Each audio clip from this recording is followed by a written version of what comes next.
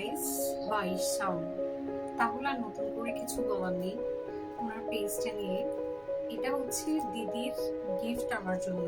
মানে আমি নিজেকে অনেক ধন্য মনে করি মাঝে মাঝে এরকম সুন্দর পেজগুলো যখন আমাদের জন্য এমন কিছু পাঠায়। ওনার আচারের প্রশংসাটা সবসময় না করলে নয়, আজ পর্যন্ত আমি সব থেকে বেশি মনে হয় ওনার আচারের জন্য অনেক অনেক অনেক রিভিউ দিয়েছি, খুব ভালো ভালো।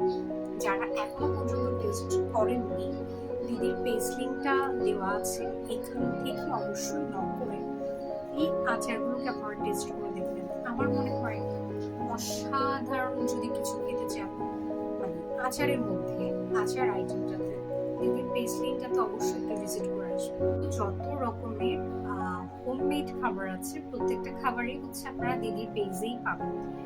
দিদির পেজে আপনার মালপোয়া থেকে শুরু করে একদম লুচি থেকে শুরু করে নানা ধরনের পিঠা, তারপর হচ্ছে ঘরে বানানো একদম হোমমেড যা যা খেতে ইচ্ছে করছে কাইন্ডস অফ যত রকমের হোমমেড আচার আছে, খাবার আছে, প্রত্যেকটা জিনিস। নিরামিষ আইটেমটাও কিন্তু ভীষণ ভালো করে।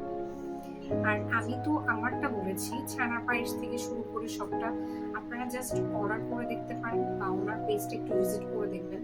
ওনার পেজটা ভিজিট করলে সেই পেজের যে রিভিউটা আছে সেটা দেখে আপনাদের ইচ্ছে করবে ঝটপট অর্ডার করে দিতে।